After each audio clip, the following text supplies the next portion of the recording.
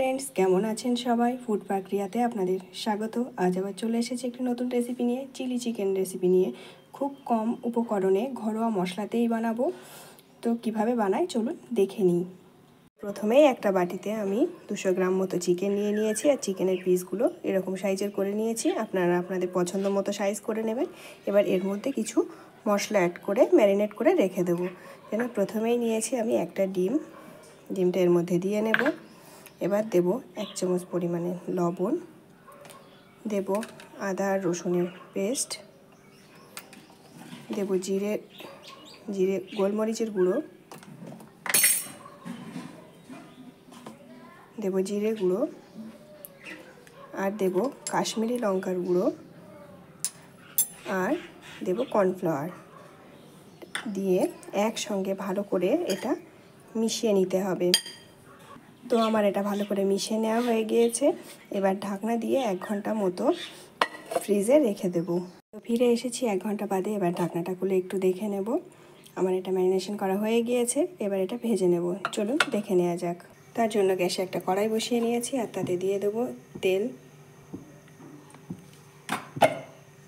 তেলটা গরম হয়ে গেলে তার মধ্যে মাংসের পিসগুলো একে একে দিয়ে ভেজে নেব। আমার এভাবে সবগুলো মাংস দেওয়া হয়ে গিয়েছে। এবার একটা সাইড খুলে উল্টিয়ে পাল্টিয়ে আরেকটা সাইড ভালো করে ভেজে নিতে হবে।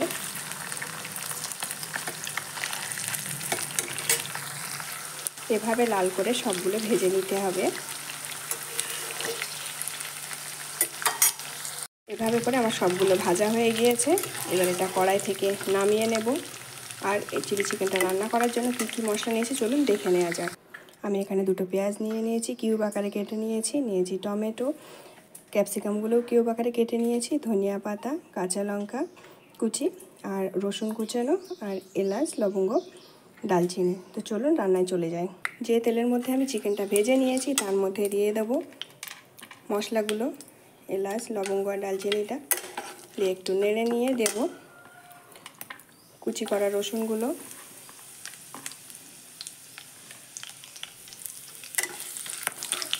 রসুনগুলো হালকা একটু ভেজে নিয়ে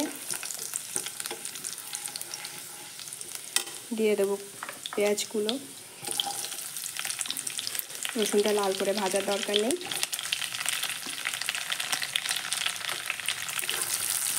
পেঁয়াজটা দিয়ে কিছুক্ষণ নেড়ে নেব। এর মধ্যে দিয়ে দেবো ক্যাপসিকাম কুচি, দিয়ে আরও একটু কিছুক্ষণ নাড়িয়ে নেব। এবার দিয়ে দেব কাঁচা লঙ্কা কুচি, আর দিয়ে দেব অল্প পরিমাণে একটু আদা আর রসুনের পেস্ট। দিয়ে একসঙ্গে এটাকে ভালো করে মিশিয়ে নেব।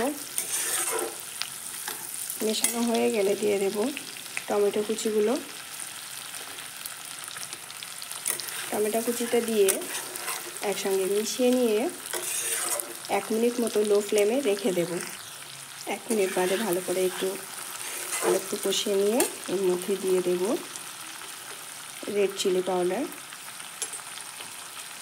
দেব জিরে গুঁড়ো, দেব গোলমরিচের গুঁড়ো। আমি সব মশলা অল্প পরিমাণে ব্যবহার করেছি, আপনারা আপনাদের পরিমাণ মতো ব্যবহার করে নেবেন। দিয়ে একটু নাড়িয়ে নিয়ে দিয়ে দেব হলুদের গুঁড়ো, দিয়ে একসাথে মিশিয়ে নেব ভালো করে। দিয়ে দেব আমি একটু অল্প পরিমাণে সোয়া সস দিয়েছি, আপনারা এটা স্কিপও করতে পারেন। দিয়ে একসাথে নেড়ে নিয়ে ঢাকনা দিয়ে 1 মিনিট মতো লো ফ্লেমে আবারও রেখে দেব। ফিরে এলাম 1 মিনিট বাদে। ঢাকনাটা খুলে একটু নেড়ে নেব,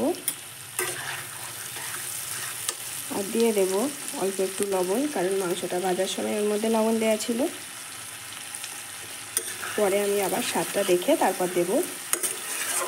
আর দেব ভেজে রাখা মাংসগুলো, দিয়ে একসঙ্গে ভালো করে মিশিয়ে নেব।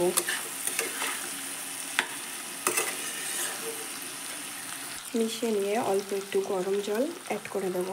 অল্প পরিমাণে দিয়েছি। দিয়ে ঢাকা দিয়ে 1 থেকে 2 মিনিট মতো লো ফ্লেমে হতে দেব। ফিরে এলাম 2 মিনিট বাদে। আবার ঢাকনাটা খুলে একটু দেখে নেব, একটু নেড়ে দেব। আর এর মধ্যে দিয়ে দেব গরম মশলার গুঁড়ো, আর দেব একটু স্বাদ মতো চিনি। চিনিটা আপনারা স্কিপও করতে পারেন, দিলে একটু ভালো লাগে।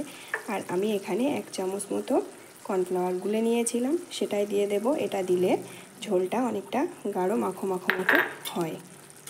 দিয়ে একসঙ্গে মিশিয়ে দিয়ে আবার লো ফ্লেমে 1 মিনিট মতো হতে দেব।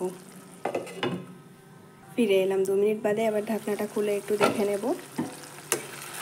নাড়িয়ে দেব। আমার ঝোলটা অনেকটাই মাখো মাখো হয়ে গিয়েছে। এবার উপর থেকে একটু ধনিয়া পাতা কুচি ছড়িয়ে দেব। ধনিয়া পাতাটা লাস্টে দিলে ওর ফ্লেভারটা খুব ভালো থাকে, একটু কাঁচা কাঁচা ভাব থাকলে ফ্লেভারটা খুব ভালো আসে। দিয়ে একসঙ্গে একটু মিশিয়ে দেব। আপনারা যদি এর থেকে একটু বেশি গ্রেভিও রাখতে চান আর একটু জল অ্যাড করে নিলেই হয়ে যাবে। এবার এটা গ্যাস বন্ধ করে ঢাকা দিয়ে কিছুক্ষণ রেখে সার্ভ করে আপনাদের দেখিয়ে দেব। কড়াই থেকে নামিয়ে নিয়েছি, দেখুন দেখতে এটা কতটা লোভনীয় হয়েছে। এটা আপনারা রুটি, পরোটা, লুচির সঙ্গে অনায়াসেই খেতে পারবেন। আর আমার ভিডিওটি যদি আপনাদের ভালো লেগে থাকে একটা লাইক করবেন, কমেন্ট করবেন, আর আমার চ্যানেলটিকে সাবস্ক্রাইব করার অনুরোধ রইল। আজ এই পর্যন্ত, ভালো থাকবেন সকলে। দেখা হচ্ছে একটা পরবর্তী নতুন ভিডিওতে।